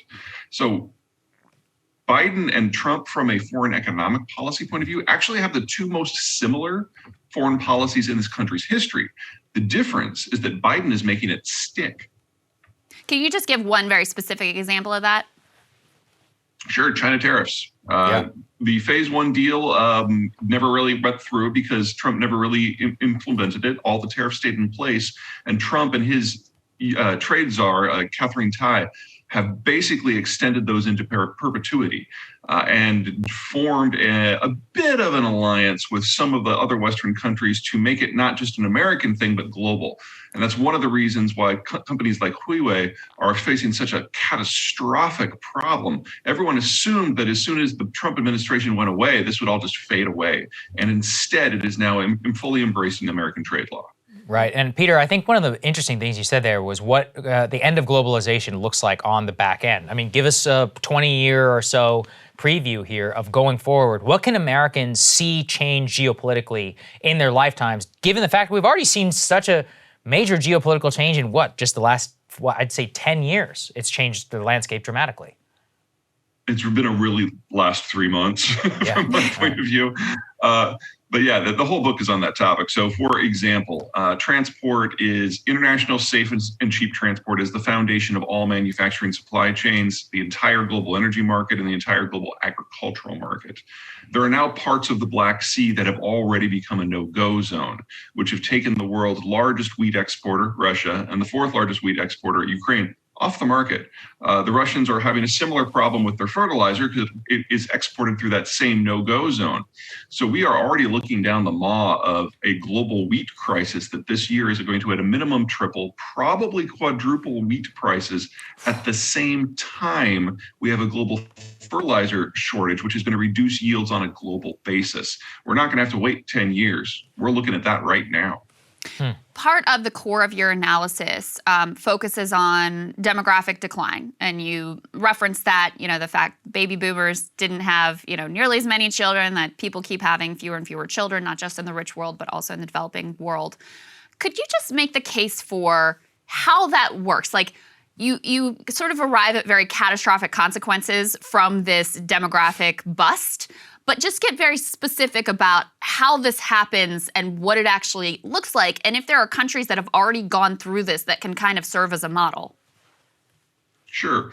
So as you move off the farm and into the city, you have fewer kids. You play that forward for a few decades, and fewer kids becomes fewer young workers, becomes fewer mature workers. I think a great case study is South Korea. South Korea is a country that wasn't industrialized at all, certainly wasn't globalized when it got independence from the Japanese at the end of World War II. They started to develop in 1950, and steadily over the course of the next 4 decades, they went from the most rural country in the world to the most urbanized country in the world. And they're now, 30 years after that, in an environment where they have more people in their 60s than their 50s, than their 40s, than their 30s, than their teens, than children.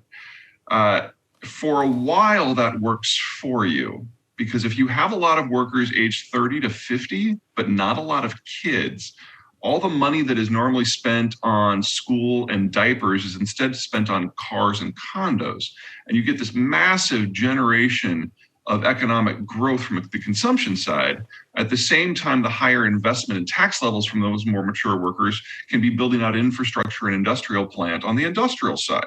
And so we've seen this story over and over again in Germany, in Korea, in Japan, in China.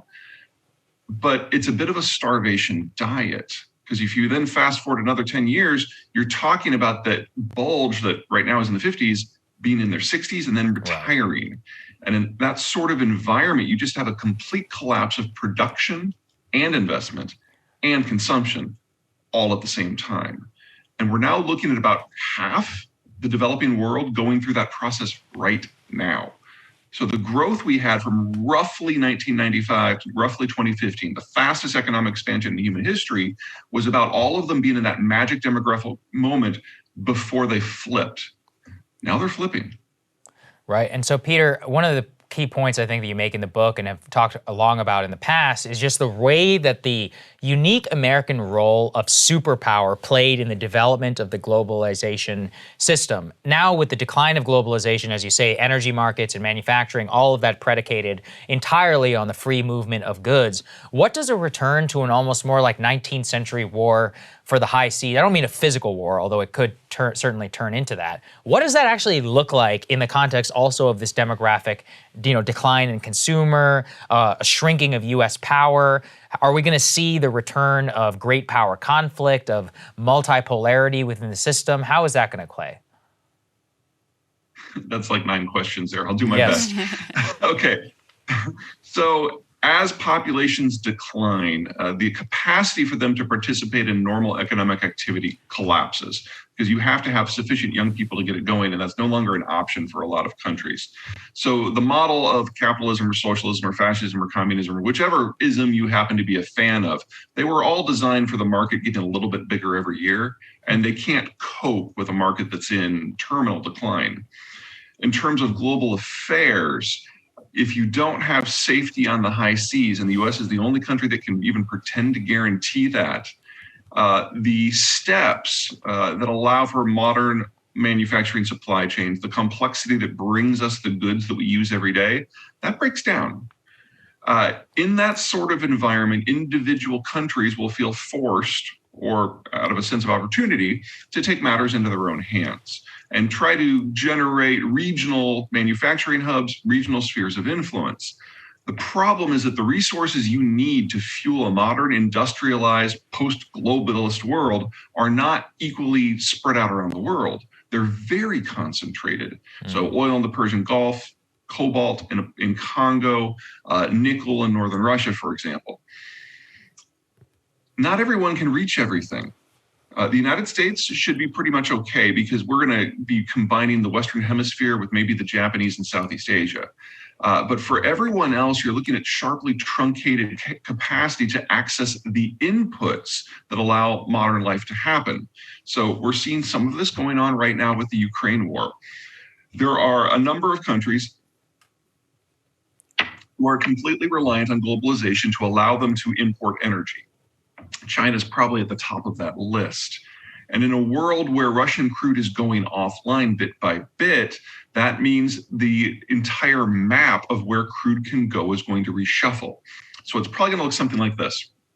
As the Russian crude falls offline, the Europeans, who are their primary customer, are going to go back and re-interface with countries closer to them that they have better relations with, primarily former colonies. That's North Africa and West Africa. There's enough there, plus Norway, to supply the Europeans. But that means that Russian crude is going offline and North and West African crude is going offline. That means there's not enough left to go to East Asia. Now, the Japanese have a navy. They can reach the Western Hemisphere, work with the Americans, still get supplies in. But China can't. China is a good example of a country that is absolutely screwed from this new sort of environment. They've mined most of their own country out, and the resources that they need from further abroad are concentrated in certain footprints that the Chinese can't reach. So China and a lot of countries in the broader world will not be able to access affordable and ample energy supplies to maintain their current system. And they also can't reach the cobalt and the nickel and the copper that is needed to maybe try their hand at the green transition. And in that sort of environment, you're not just looking at a trade breakdown in East Asia, and a population bust. You're looking at a loss of the inputs that are necessary to maintain today's economy, much less the future one. And that suggests a screaming reverse in economic activity and a deindustrialization of the system. That doesn't simply make the Chinese no longer rich. It puts the Chinese in an environment where they have to go back to subsistence rice paddy agriculture just to prevent their population from dying out. Some version of this is going to play out in large parts of the world. I'm specifically concerned with sub-Saharan Africa, North Africa and the Middle East, a little bit in South Asia, and absolutely in Central Europe. Wow. So talk a little bit more about China, because this is another part that very much goes against conventional wisdom. A lot of your thinking does. But, the counter case is they've got a massive population. They've been very clever about the Belt and Road Initiative. They've been down securing mineral deposits in Congo and elsewhere so that they could be ahead of the game in terms of the Green Revolution, and that they are the U.S.'s main geopolitical competitor. Obviously, much of our industrial capacity went to China, and they have all the factory towns now. So what's wrong with that analysis? Almost everything. So let's start with the demographic picture, since we've already kind of established that. The one-child policy has been in place for 40 years, and that means that the Chinese are running out of 30-year-olds. That's just how math works. Anyone who suggests that the Chinese think long-term or are good at math really needs to take a closer look at their system. Also, with the more recent census data that has come out, they are now admitting grudgingly that they've overcounted their population by in excess of 100 million people. Wow. Now, the Chinese system, as of 2 years ago, before this new census data had come out, they were already the fastest aging and fastest demographically collapsing country in human history. And now with the new data, it suggests that the Chinese population will be less than half of its current size as soon as 2050. So just from a demographic point of view, this is the last decade of China as a unified nation state. They're a dead man walking. Let's go beyond that. Okay, One Belt, One Road. This is an outcome of something the Chinese do with their financial system. So we give the Fed a lot of crap for monetizing and printing currency and all that good stuff. And on average, we do print a substantial amount. but the US dollar is used as the lubricant for the world's largest economy. We have another 20 odd currencies in the wider world that are linked to it. And it is the sole currency for international trade and the primary currency in terms of store of value. As such, the American increase in the money supply actually broadly correlates with those other factors combined. So do we play a little fast and loose with the rules? Sure. Will we pay for that down the road? Probably. But the Chinese, the Chinese yuan is neither the store of value nor the currency of exchange. And yet the Chinese in any given month print 2 to 5 times as much currency as we do. Their overall money supply is over twice what ours is, and it's not internationally exchanged at all. They use that money to lubricate their systems to force capital into any company that might be able to employ people. So for us, the money supply is primarily an economic issue. For them, it's a political one, and it's treated appropriately. And that means that the Chinese are brimming with huge volumes of liquidity.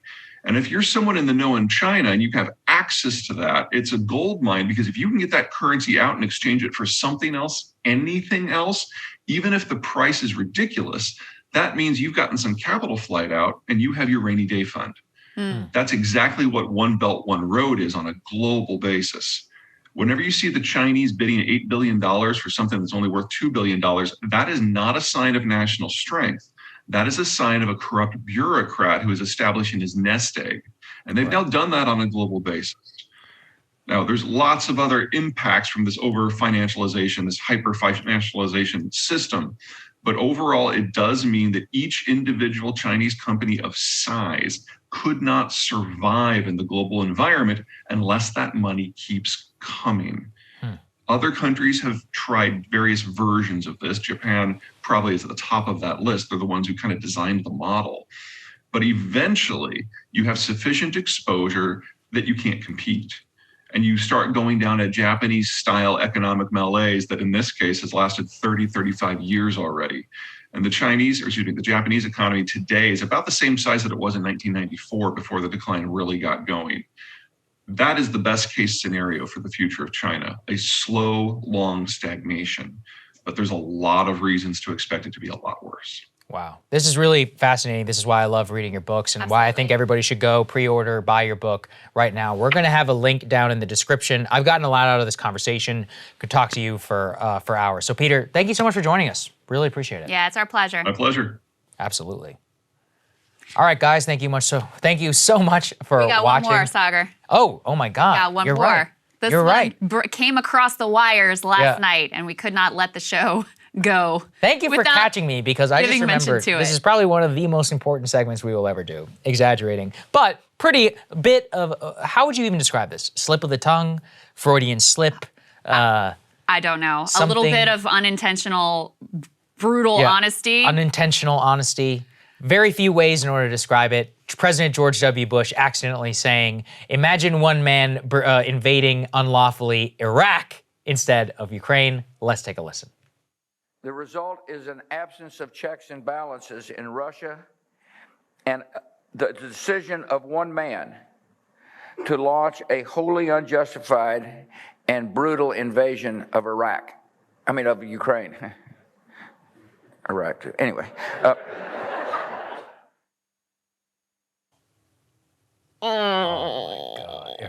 He later goes on to say, I'm 75, and the audience laughs. There's actually really nothing funny about that. That's the part that is the worst, is like, I mean, I understand people in the audience are just like uncomfortable, but you destroyed an entire region. You killed hundreds of thousands of civilians. You sent our men and women to fight and die for lies. Right. It's not funny. And the fact that he said that is really something. I mean, it's just something I guess exists. You know, it's like an old programming chip that just came back. I don't know. You know, I saw a tweet once, which I have never agreed more, which is that Fauci is a guy who, and I know this sounds ridiculous, but just bear with me, which is that Fauci is a guy who basically ruined the lives of a lot of younger people by pushing a certain type of ideology and change our world forever. And he said, like George W. Bush, I don't think I could ever shake his hand. And I've been thinking about that in the context of Bush, which is, you know, I've always generally been and erred on the side of collegiality, but there are certain types of figures like him who ruined so much of what I loved about America and ruined so much about both our, I think, political awakenings, the entire world. I mean, watching and seeing, you know, I've seen refugee camps and others as a result of both the Syrian crisis, which is, you know, a direct effect of Iraq. And I don't think I would ever be able to shake George W. Bush. I don't think I could ever be in a polite society, conversation, event like that and just laugh hilariously. You know, even today, whenever I see guys like Paul Wolfowitz or Scooter Libby or others, and I've been in the same room, I can't even go and speak to them. I literally look at them and I'm like, you ruined this country. Like, you don't even know. Douglas Feith, all of those. I look at them and I'm just like, you did so much damage to the world, to America. You ruined so many lives. I know people who lost limbs, you know, in these wars. And that's on W at the end of the day. And that he was resuscitated in the Trump era as some sort of like, you know, oh, that's back when the Republicans were reasonable. There ain't nothing reasonable about invading. You know, you can have a critique of Trump and like accurately portray how bad he is without reviving war criminals like George W. Bush. And so what does it mean that that fell out of his mouth when he was supposed to be talking about Ukraine? I don't know. We have to get a psychologist in here to say. I mean, it almost makes you like, it just makes you wonder. Clearly, that's still very much on his mind, on the tip of his tongue people after should all read. these years. I read W's biography by Gene Edward Smith. Gene Edward Smith is a great biographer. He wrote a couple of really good ones, one on FDR, one on Grant. And he actually did a bio of W. Yeah. And, you know, W doesn't think about it at all. Well, that's the thing is it seems he is like totally at peace. That's why it seems so surprising to me that fell out of his mouth. Because you would almost imagine that happening with someone who actually has some remorse. But this man has never showed for a minute even a second of reflection or remorse.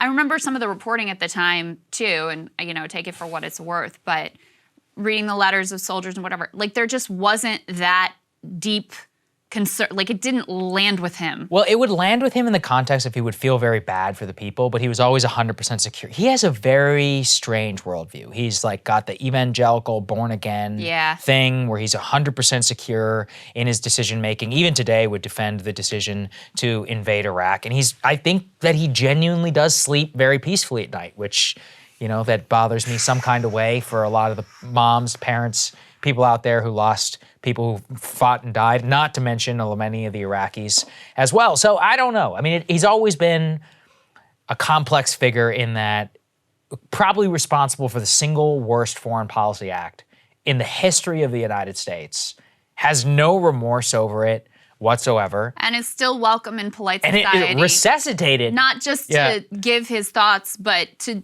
opine on foreign policy, which is what he's doing here. Well, you know, I told you he had that meeting with Zelensky, and I was like, hey, Zelensky, that's actually a terrible look, and you should not meet with him. I'm like, you know, you should not be in the business of meeting with people who are invaders, and, you know, Bush is up there. I just think it was it's such a monstrous act that has been lost in the time in my lifetime, which I didn't even think possible back in 2006. I was like, we are gonna remember look, I was a teenager and sure I was like full bluster, but I was just like, this is so bad, like so awful. And yet, you know, people here are apparently willing to move on. The freaking lady and Nicole Wallace, who helped him and sold his war propaganda, is now on MSNBC. Now a liberal hero. You know, sometimes I have to grapple potentially with it. primetime gig. Anyway, there you go. Anyway, W really in something. a very revealing moment. Thank you guys so much for watching. We really appreciate it. It was a great show today. Just thank you all so much for your support. We're thinking about all of you who've stuck with us over the years as we come up on the 1-year anniversary of Breaking Points. Premium subscribers, we've got a very great State of the Breaking Points video, which is coming to all of your inbox, as well as a letter from Krystal and I detailing exactly what we've done over the last year and where and how we want to grow. And if you want to be part of our mission, you can help us out. We've got a link down there in the description. We really appreciate it. I'm really excited for that 1-year anniversary, and we've got big announcements for everybody on that day. Indeed. Love you guys so much. You are amazing. Enjoy your weekend. We'll see you back here next week. Got some great partner content.